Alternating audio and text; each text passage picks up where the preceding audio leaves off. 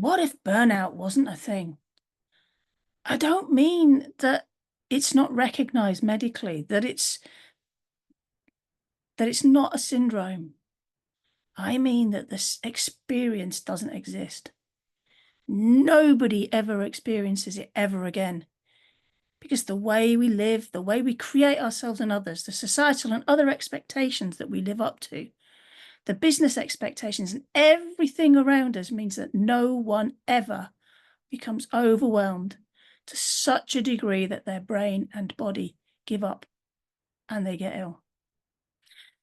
This is what happened to me, and I don't want it to happen to everybody else, which is why I'm on a mission to create burnout as a thing of the past, not a thing of the present or the future.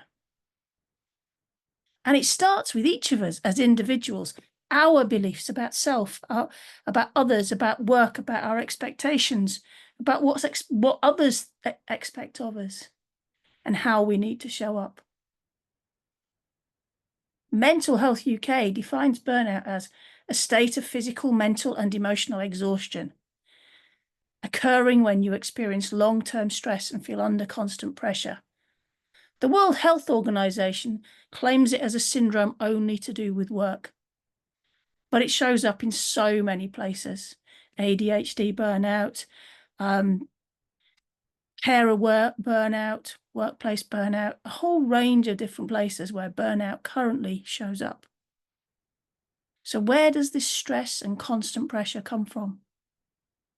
And why do I believe that the answer lies within each of us as individuals, and not in the businesses we work for or the circumstances we find ourselves in? Well, I started with an experiment of one, me. And yes, an experiment of one isn't scientific. I know that, I'm a scientist. But that's what got me interested. That's what got me started. My experience of repeated burnout made me curious. So I looked around, I researched it, I spoke to others, I read the literature, I immersed myself in the world of transformational coaching. And here is where I think the answer lies. Change who we are being and everything changes. Steve Hardison talks about this. Who we are being is where the action comes from. And where the action comes from, the choices that we make, that leads to our burnout.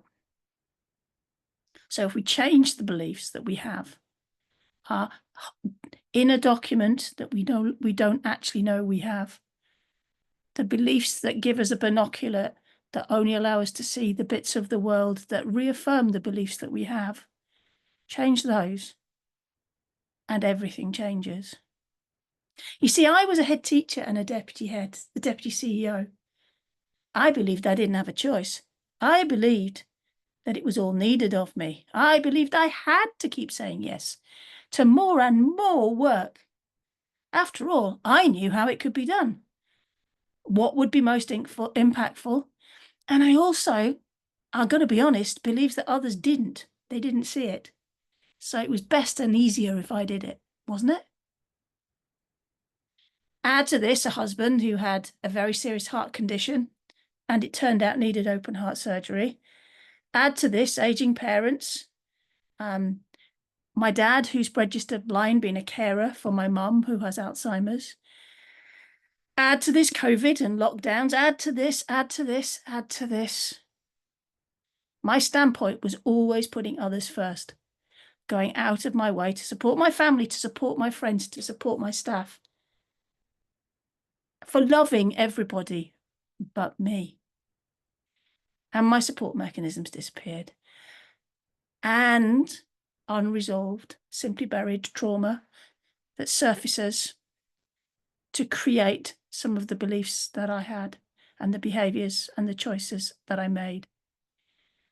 And add to this, and add to this, and add to this, and add to this. There's so much more. Can you see the picture? I could say circumstances created my burnout. The way others were created my burnout.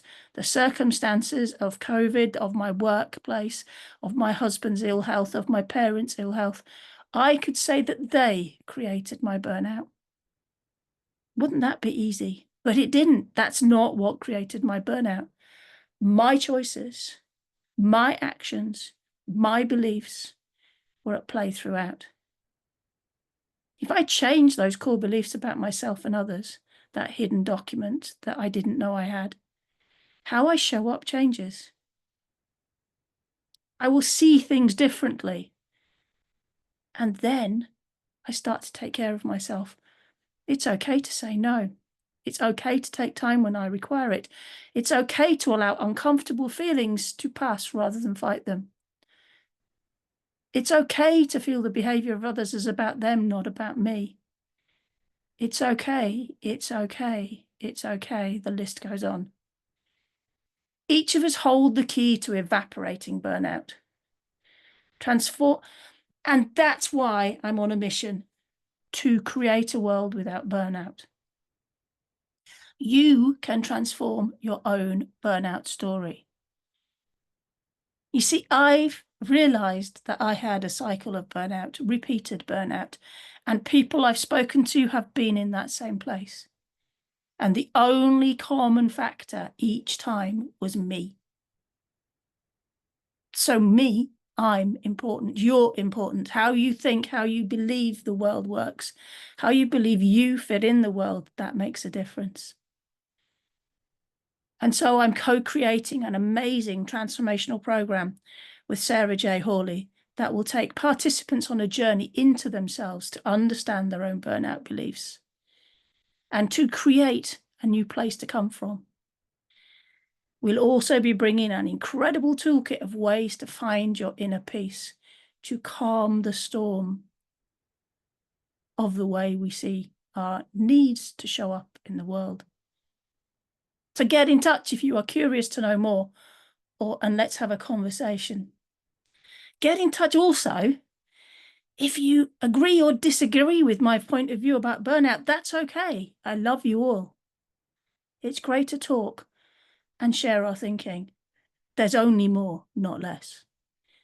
It's better to talk and better to share. Thank you so much. Thank you for listening.